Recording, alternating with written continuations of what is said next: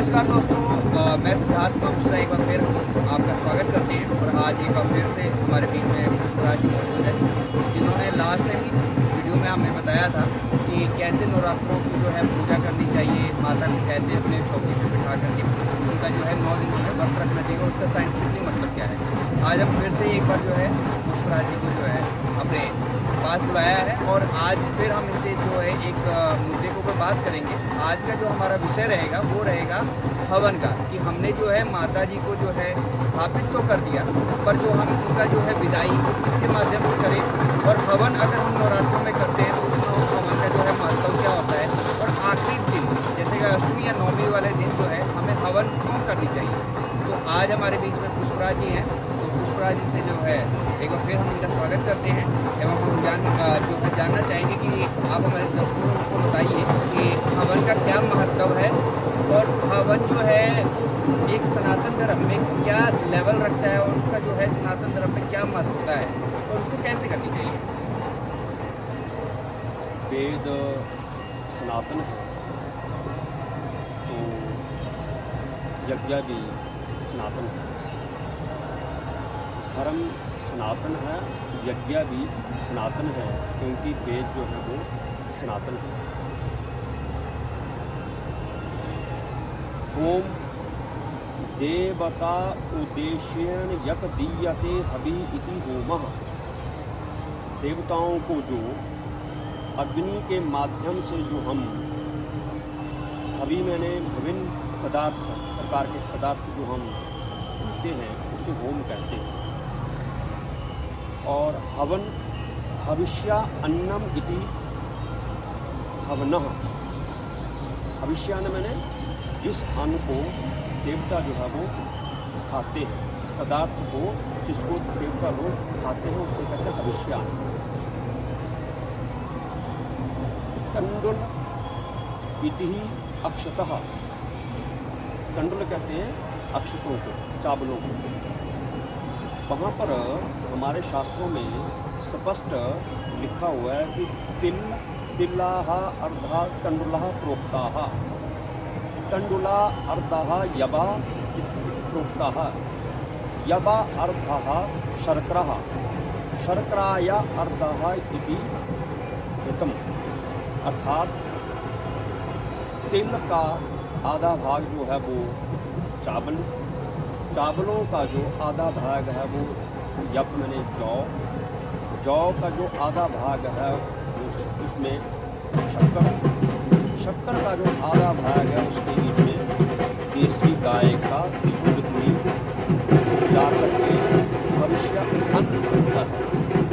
इसके बीच में अन्य रोगोपचार के लिए औषधियाँ, सुगंधित औषधियाँ जैसे अगर, कगर, पत्र और फलछाड़ इत्यादि रोग उपचार हेतु जो सामग्रियाँ हैं हमारी, औषधियाँ हैं, उनको बीच में मिलाया जाता है। और इसके अतिरिक्त सुगंधी सामग्री, उसके बीच में सुगंध कोकिला इत्यादि इत्यादि अनेक प्रकार की जो औषधियाँ हैं वो मिलाई जाती है। और क्योंकि देवता उसे कहते हैं जो देता है, अर्थात अपने भक्तों को, अर्थात जो यज्ञ करते हैं उनको जो मन वांछित फल जो देता है उसे कहते हैं देवता। तो यज्ञ के माध्यम से हम अपने रोगों का उपचार, अपनी मन की जो अभिलाषाएँ हैं उनका जो है उपचार करते आ रहे हैं। ये हमारा वैदिक काल से ये परंपरा चली आ रही है। और देवता कहते हैं लेने वालों को, अर्थात जो यज्ञ के माध्यम से जो हविष्य अन्न को ग्रहण करता है उसे कहते हैं देवता। मेरा कहने का अभिप्राय है कि देने वाला देवता और जो लेने वाला है उसका नाम देवता कहा जाता है। यानी आपका कहने का तात्पर्य ये है कि हवन के ही माध्यम से देवों तक जो है हमारा आहुतियों के माध्यम से अन्न पहुंचता है, और उन सुगंधित या फिर उन हवा के माध्यम से हमें जो है देव जो है वो रोगों से मुक्त करने के लिए या फिर वातावरण को शुद्ध करने वाली वस्तुएं जो है वो हमें प्रदान करते हैं, वो आशीर्वाद के रूप में। यही कह रहे हो आप? हाँ, यही कह रहा हूँ मैं। उसमें गीता के बीच में स्पष्ट लिखा हुआ है कि यज्ञात भवति पर्जन्याद अन्न संभवः, कि यज्ञ से जो है वो पर्जन्य अर्थात बादल जो हैं वो बरसते हैं, और जब बादल बरसते हैं तो उससे जो है वो भविष्य अन्न, जैसा मैंने अभी बताया, तिल, चावल, जौ, शक्कर इत्यादि इत्यादि, या अन्य जो रोगोपचार हेतु जो औषधियाँ हैं वो सब उत्पन्न होते हैं। तो अब वहाँ पर शब्द आता है स्वाहा, सूच आंग पूर्वक वो हाथ धातु, इससे जो है वो स्वाहा शब्द की उत्पत्ति हुई है। स्वाहा अर्थात त्यागार्थ, समर्पणार्थ या लोक उपकारार्थ, जगत उपकारार्थ इति स्वाहा।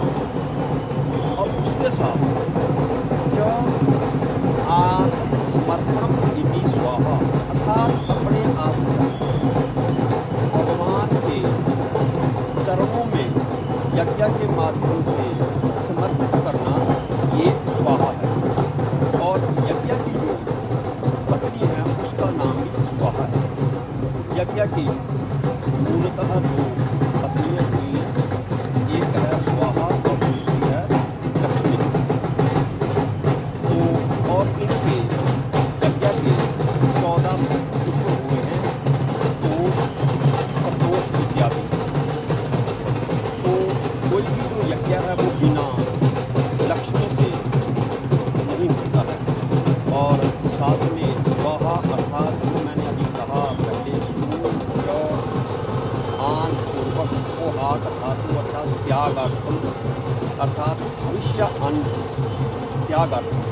जब हम अग्नि के बीच में आहुतियाँ देते हैं तो सूर्य नारायण की किरणों के माध्यम से वो जो आहुतियाँ हैं वो तत तत देवता निमित्तकम, जिस देवता का हमने मंत्रोच्चारण किया उस देवता को वो जो आहुतियाँ हैं वो मिलती हैं। और भगवान जो है वो देवता जो हैं जिसके निमित्त हमने आहुतियाँ दी वो उनको भविष्य अन्न मैंने खा करके अर्थात उनका पान कर करके, वो अमृत है उनके लिए, अमृत का पान करके वो हमें जो क्या है शुभ आशीर्वाद देते हैं।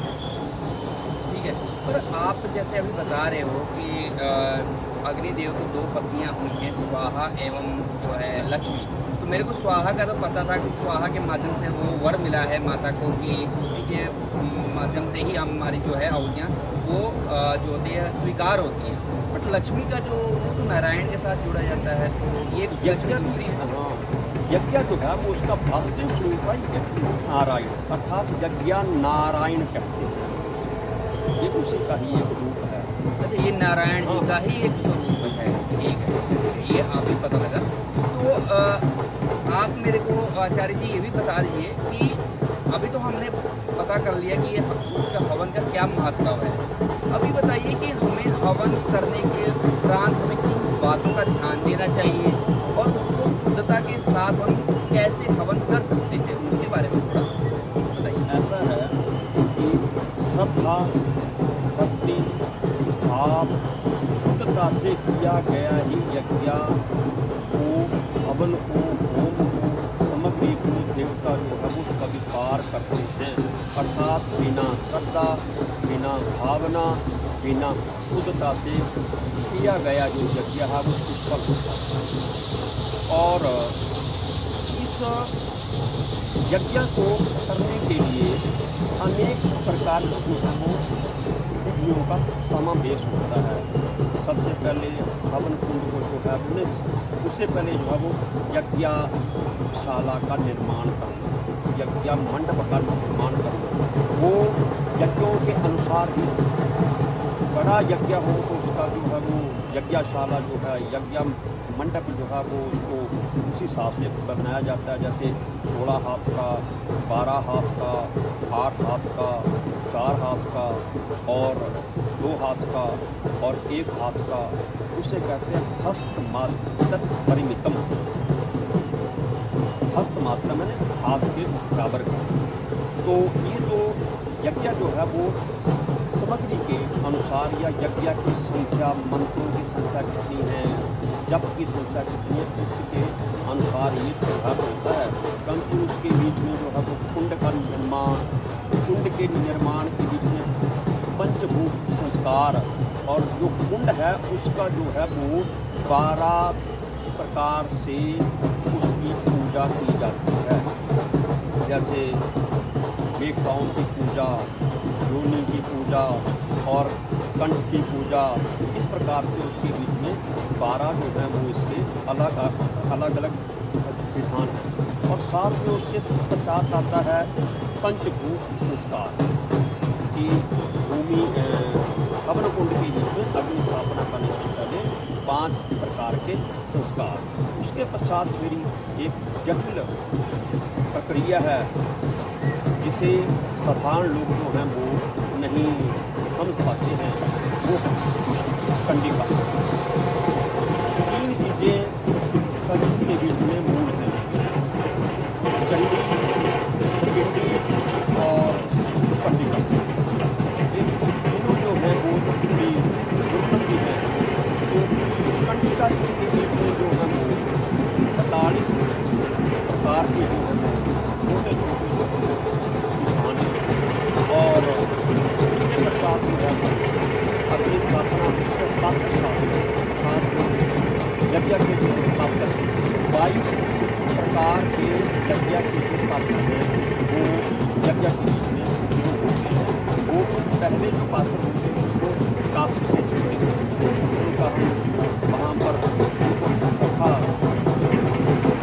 जाता था। उनकी अपनी अपनी एक दिशाएँ थी और उनका हर एक जो पात्र है उसका अपना अपना उद्देश्य था। ये काफ़ी विस्तृत विषय है। और उसके पश्चात पात्र साधन के उपरांत जो है वो जाकर के अग्नि जो है वो उसकी स्थापना, उसकी 16 जो है अग्नि के संस्कार और अग्नि की जो है वो दीपाएँ 7 हैं, 3 जो है वो दक्षिण की ओर और 4 जो है वो उत्तर की ओर, और जो ज्वालाएँ उत्पन्न होती हैं उसमें वो जो है वो अग्नि का वास्तविक रूप है।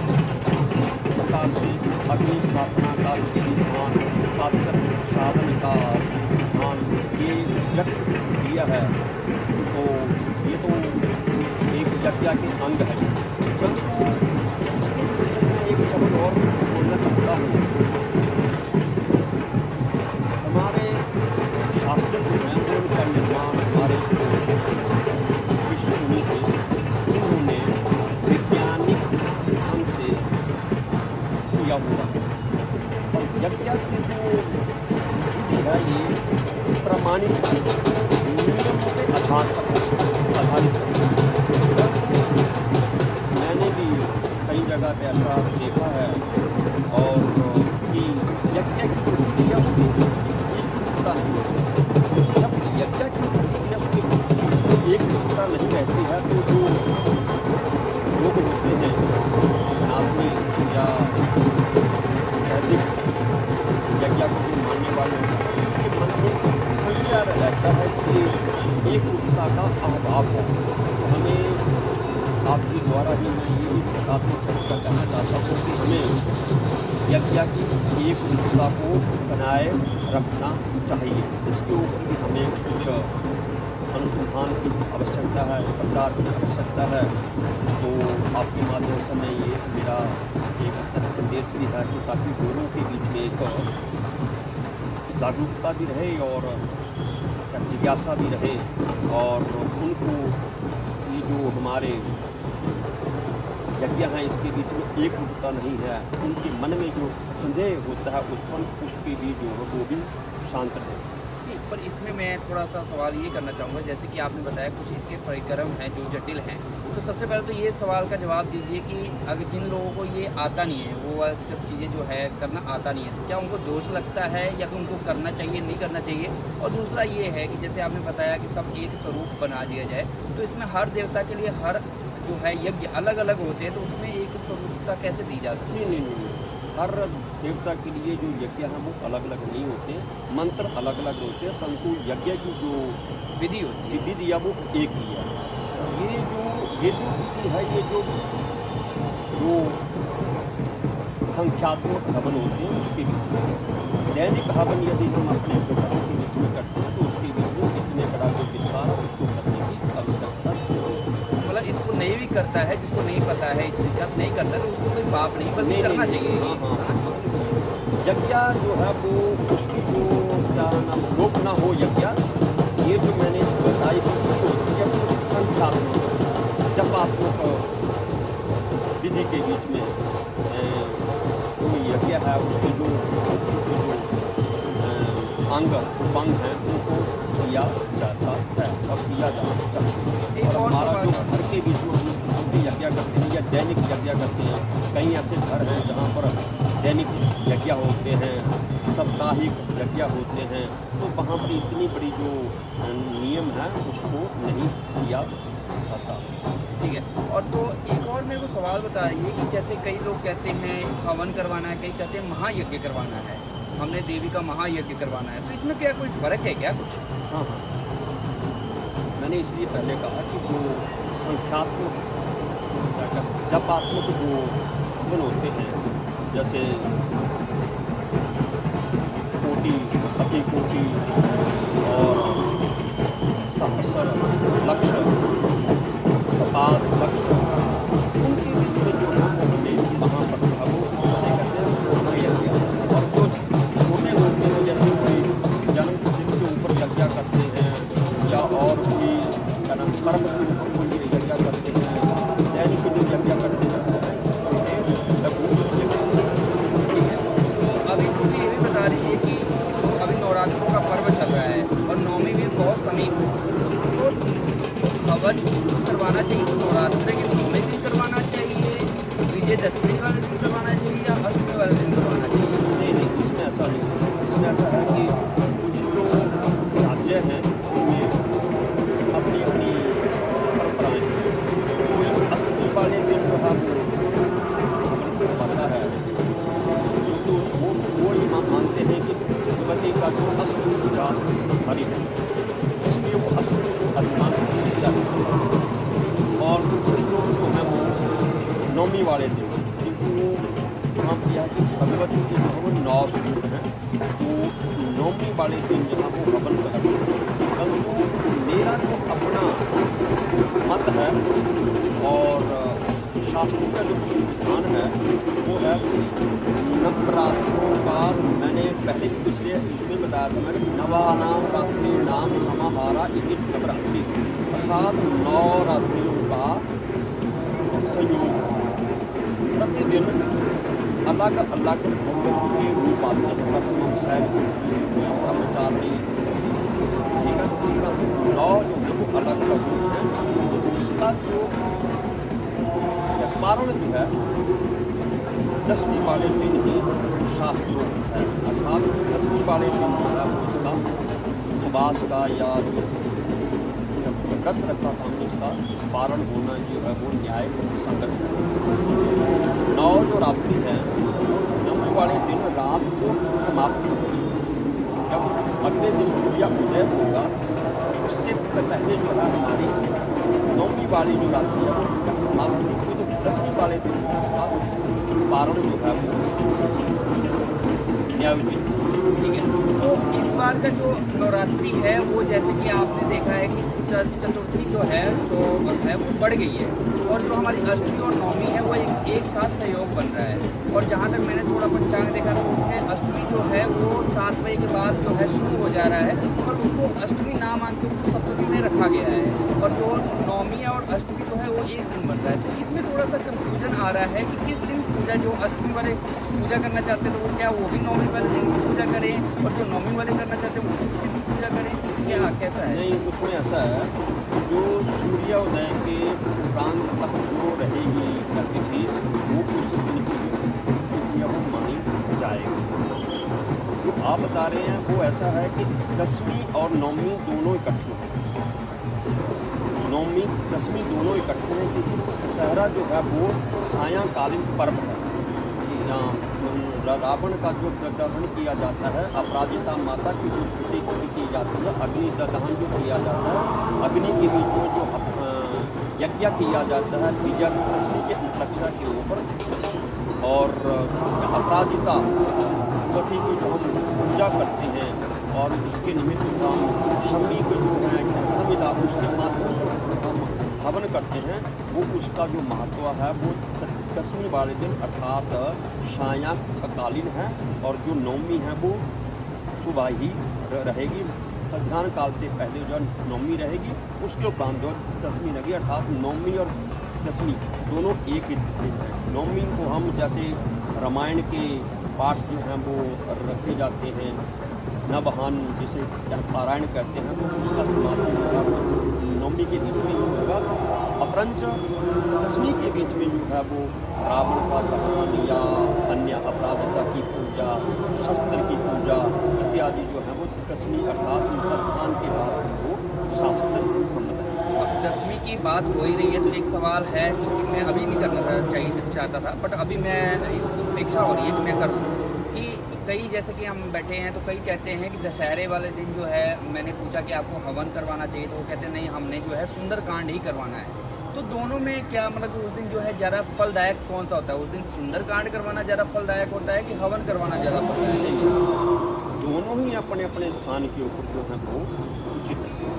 सुंदरकांड का अभिप्राय है कि हनुमान जी की उपासना, भगवान रामचंद्र जी के अनन्य भक्त थे हनुमान जी, और यदि भगवान श्री रामचंद्र जी को मिलना है तो पहले हमें उनके जो हैं अनुचर अनन्य भक्त जो हैं वो उनके निमित्त हम सुंदरकांड का जो पाठ है उसको भी कर सकते हैं। इसके बीच में कोई नहीं है, वो अपनी अपनी श्रद्धा है, भक्ति है, भावना है, उसके बीच में कोई ऐसा कोई नहीं। परंतु रही बात शस्त्र पूजा की या रावण दहन की, या उसके पश्चात जो है वो अपराजिता भगवती के निमित्त हवन, या भगवती दुर्गा देवी के निमित्त हवन, वही अपराजिता का वही एक रूप है, तो उसका जो है हम 10वीं के बीच में ही उसको किया जाए, वही शास्त्र सम्मत है। जी, तो अभी हमारे तकरीबन सारे सवालों का जवाब मिल गया है। तो आखिर में बस आपसे निवेदन करना चाहूँगा कि आप अगर हमारे चैनल के माध्यम से अगर कुछ सनातनियों को आप इसके ऊपर कुछ उपदेश देना हो या कोई आपने जो विशेष कुछ चर्चा करनी हो तो आप हमारे चैनल के माध्यम से वो आप आदेश या फिर बता सकते हैं। देखो, एक होता हव्या, एक होता है कव्या। हव्या होता है जिसे हम कहते हैं हवि, अर्थात देवताओं को विभिन्न विभिन्न विभिन्न विभिन्न भविष्य अन्नों से या पदार्थों से प्रसन्न करना। और एक होता है कव्या, अर्थात अपने जो पितर हैं वो भी हमारे क्या हैं, देवता स्वरूप हैं। देवताभ्या पितृभ्या महायोगिभ्य एवच नमो स्वाहाय स्वधाय नित्यावेद नमो नमः।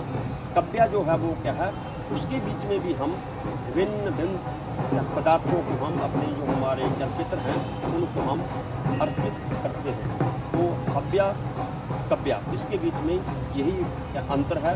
और साथ में बनता है चरु। हवन की जो सामग्री उसे कहते हैं चरु, अर्थात सुसंस्कारित की गई हवन सामग्री। जैसे घी, एक होता है सामान्य घी, और जो क्या नाम घृत होता है उसे कहते हैं सुसंस्कारित घृत। तो उसके बीच में मेरा तो आपके माध्यम से एक निवेदन रहेगा कि